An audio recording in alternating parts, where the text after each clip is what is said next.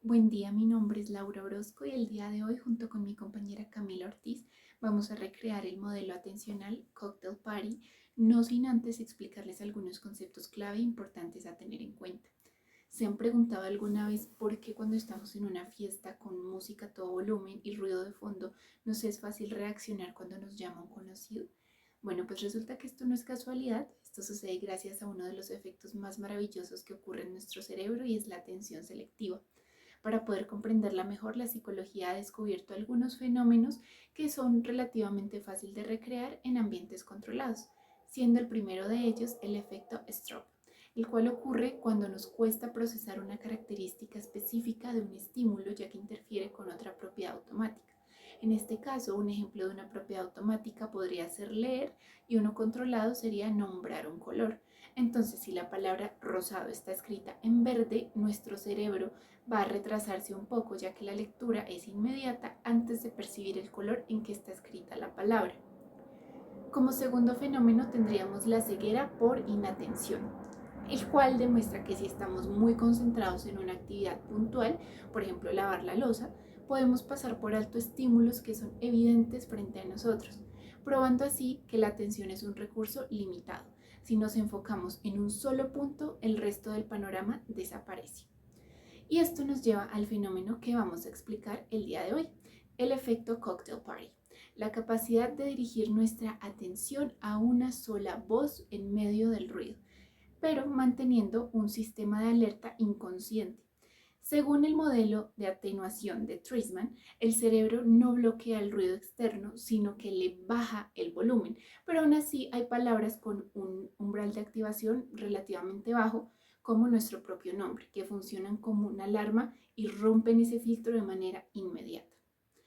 Dicho todo esto, ahora sí vamos a pasar a ver cómo se llevó a cabo nuestro experimento y posteriormente veremos la grabación del mismo.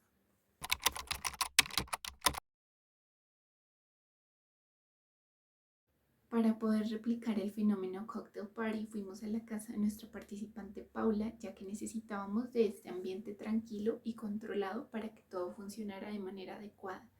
Posteriormente, en uno de los espacios más silenciosos de la casa, Paula se ubicó en medio de su padre y su hermana Camila, los cuales le leyeron cada uno un texto en un oído diferente, sin ningún ruido adicional de fondo y dándole la indicación a Paula de que solo le prestara atención al texto que le estaba leyendo su padre. Hasta que en un momento dado Camila susurró el nombre de Paula de manera inesperada. Todo esto mientras yo grababa la experiencia. ¿Creen ustedes que Paula pudo ignorar el llamado a su nombre, habiéndole dado la indicación de solo prestarle atención al texto que estaba leyendo su padre? Bueno, a continuación les dejo el resultado de esta experiencia. Cuando murió y me encontré con que le estaba echando mucho de menos, quise saber cosas de épocas, de su vida, de que él apenas mencionaba. Como cuando era soldado durante la guerra. Decía que lo olvidaba. 5 años, de los 19 a los 24. Fueron años maravillosos para mí. En 1949 yo tenía 19 años. Empezaba a olvidar la guerra y me situaba profesionalmente. A pesar de todo, estábamos unidos. Teníamos aquella relación tan buena. Estábamos perfectamente sintonizados en eso, sino en otras cosas. Sin embargo, no podíamos hablar el uno al otro. Corrijo, no hablábamos el uno con el otro. Corrijo, no podía hablarme porque cuando empezaba a hacerlo yo me escabullía. Me parece que la verdad es que una persona seria e introvertida, el tipo de hombre por quien lo haría todo ahora. Después de su muerte y cuando yo estaba loca por una relación, puesto de dureza 10 años, yo lo habría tenido todo sin pedirlo. Me acosté por ahí y no me gustó pensar cuántas veces o con quiénes.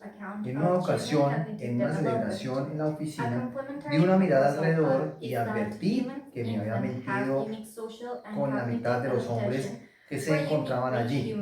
Me quedé atónita y siempre me había resultado detestable. Eso de estar un poco achispada y después de una buena comida, entonces con prisa, regresar.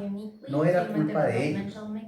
Tocó a su fin cuando mi hermana Gregory me vino a decir que me tocaba el turno con nuestra madre. Una vez más sentí lástima de mí. Ahora pienso que ni bien hubiera podido decir algo con anterioridad. El marido, 4 hijos, una casa pequeña y había tenido una mamá desde que murió papá, 8 años. Yo no tenía hijos y con Freddy y con el empleado no nos faltaba el dinero. Sin embargo, nunca se había sugerido que mamá viviera con nosotros, es decir, algunas sugerencias. ¿Qué puedo yo recordar?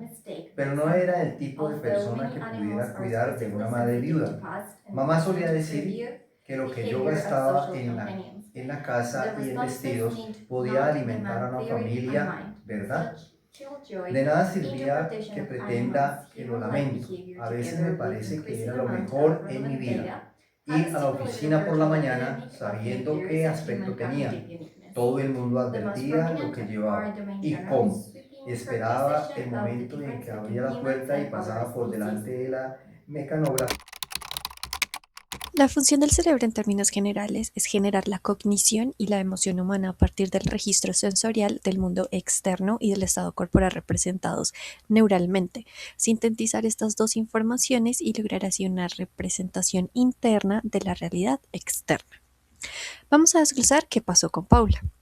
El sonido viaja como ondas sonoras al oído externo pasando por el conducto auditivo al tímpano, haciendo vibrar junto con el martillo, yunque y estribo. Al aumentar el sonido de la cóclea, dentro de la cóclea, como membranas diminutas, están los estereocilios, junto con un líquido que al moverse por la vibración estimula que los iones dentro de las células ciliadas se muevan. Esa migración genera una reacción química, que son los neurotransmisores, que crean señales eléctricas al cerebro por medio del nervio auditivo hacia el tronco encefálico. Es un proceso ascendente porque la información va hasta el cerebro. Allí en el tálamo que proyecta la información hacia la corteza, en donde se organiza esta información de forma tonotópica, separa frecuencias graves y agudas. En el área de Wernicke, el sonido es lenguaje. Esta zona procesa y significa lo que se escucha. Por asociación y memoria se reconoce qué se está escuchando. En el caso de Paula, nuestro sujeto de práctica, comprendió en términos generales de que él hablaba al orador 2, ejerció una atención selectiva, eficaz, al enfocar su sensopercepción en un solo estímulo mientras ignoraba al orador 1. Sintonizó una frecuencia específica aguda sobre la grave del orador 1 y segregó para identificar el sonido relevante. Los indicadores de que prestó atención eran una reacción a su nombre, el seguimiento del discurso al responder coherentemente sobre la lectura demostrando una atención activa, además del apoyo visual, dirigiendo su visión al orador 2. Vamos a ver su resumen. ¿Sí entendiste? El cerebro. Sí.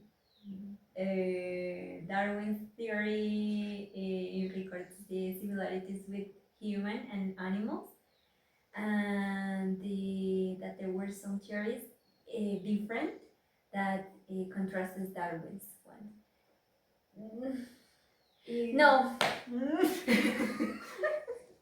Ay, no escuché nada. ¿De mi papi no? O sea, sí, pero a veces me iba para allá y luego ay, no acá y luego allá y no. En conclusión, el estudio del proceso atencional a través de la replicación del efecto cocktail party permite confirmar que la atención no opera como un interruptor que se enciende o se apaga, sino como un sistema que permite filtrar dinámicamente los estímulos. La experiencia de Paula o nuestro gesto de investigación valida el modelo de atenuación de Treisman, demostrando que el cerebro es capaz de jerarquizar estímulos auditivos complejos, aunque el sujeto logró una atención selectiva eficaz al sintonizar la voz del orador principal, la interrupción de su propio nombre funcionó como un llamado de bajo umbral. Esto evidencia que, a pesar del enfoque voluntario de los procesos cognitivos aún mantienen como un monitoreo inconsciente de su entorno, asegurando la adaptación y la respuesta de los estímulos de alta relevancia personal, como lo era su nombre. La fluidez cognitiva aumenta la complejidad porque aumenta la información que podemos procesar. Nos permite realizar más relaciones entre los estímulos y eventos que percibimos y vivimos diariamente.